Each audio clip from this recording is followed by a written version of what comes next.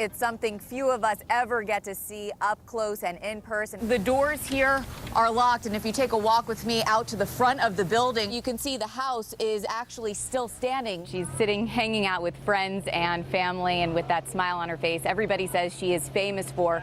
Now, of course, there was talk today about Alyssa's abductor. This gal, who's the boss's Alyssa Milano, got wind of the baby who nearly got the wind knocked out of him. Now, if you're like me, you awoke today thinking it's March 14th. National Pie Day.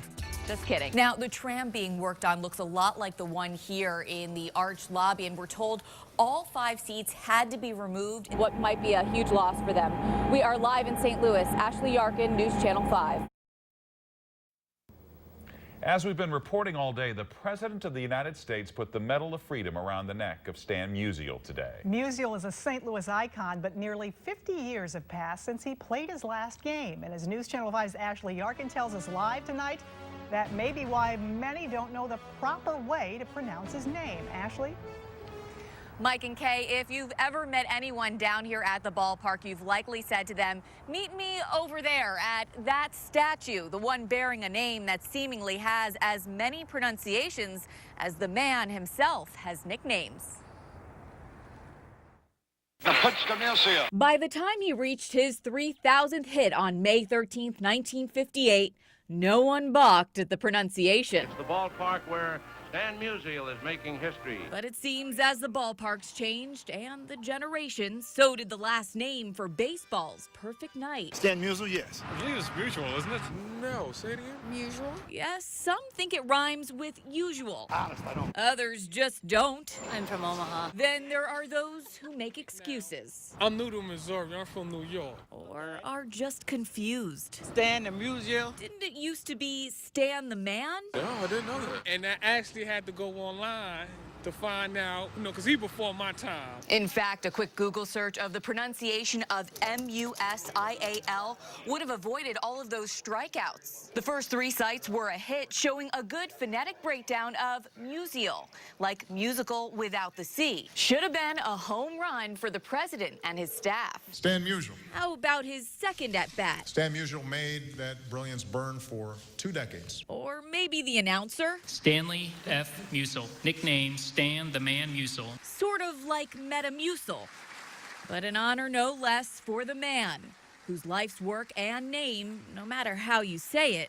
will forever be in the win column. Without guys like Stan Musial, this game wouldn't be what it is today.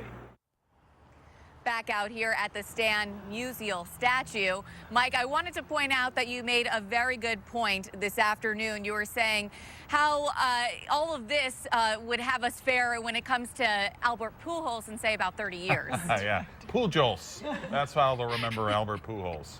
All right, Hopefully thanks, not, Ashley. though, right? Hopefully not. Taking a look at the relatively quiet roads here, it's hard to believe that this is the same place where earlier we saw all of this. Take a look.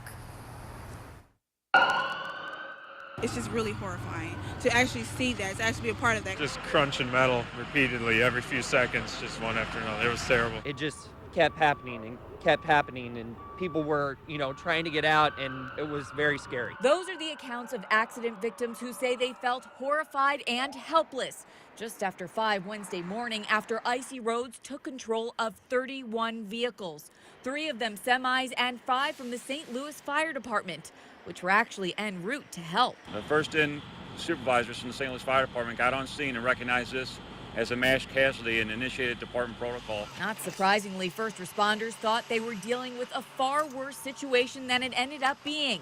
Yes, 30 people were treated at area hospitals, but we're told everyone survived, each with his own side of the story. Once I got on the other side of the UPS truck, there was a car and a lady.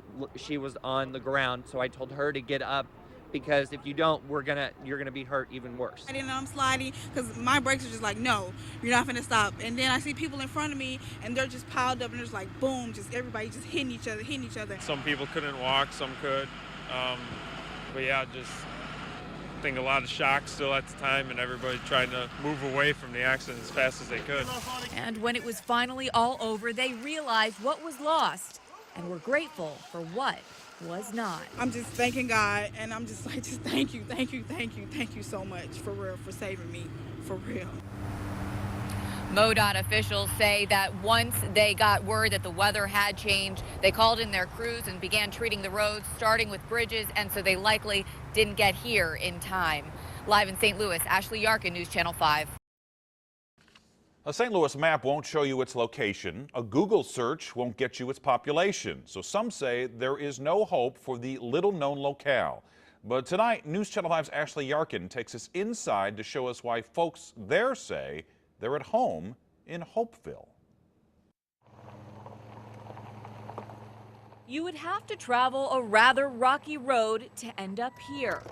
Not as a guest to the tent city like this man, but as a resident. Hey, leaders, let's roll! Third 3. Thank you. These t-shirts go too far? Yeah. This is Hopeville, a community of roughly 65 people who are homeless and have chosen to live here. Among them, Hey, Patrick, can you help cut some firewood? newly elected Mayor Dina Weber. I was looking for somewhere like this. I was looking for somewhere off the grid.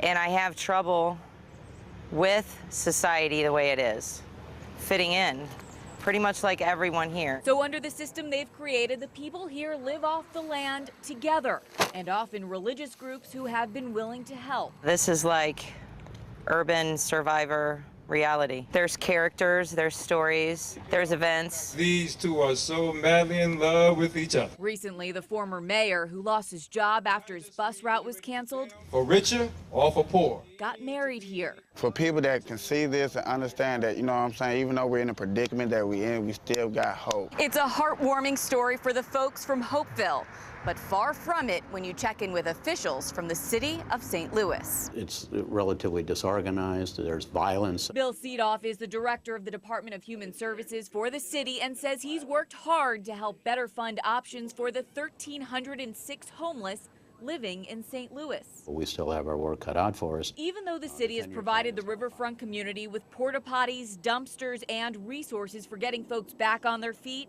he says Hopeville is not the solution. The reports that we're getting that there have been gunshots down there, there's been violence, assaults. Those are not the kind of things that indicate that there is any kind of governance or any kind of security or really any kind of a situation that should be encouraged, really. Especially with summer soon shifting into fall and winter. There's all kinds of reasons people won't go to shelters. Weber says most places only provide warmth overnight and force folks to live by the facility's rules. It breeds a mentality, too, that you've just lost all control over your life. It's not freedom. What is, though, to her and the others remains the option to leave, just as their first newlyweds were able to do just days after this ceremony, allowing the groom to not only pass the torch as mayor, but as a survivor, a success story of hope in Hopeville. Now, in St. Louis, you may Ashley Yarchin, kiss the bride. News Channel 5. St. Louis police tell News Channel 5 that without an exact address for Hopeville, they're unable to track crimes in that area. City officials add that although they understand the pride people have for Hopeville, they will not stop creating transitional and permanent housing to help those looking to change their situations.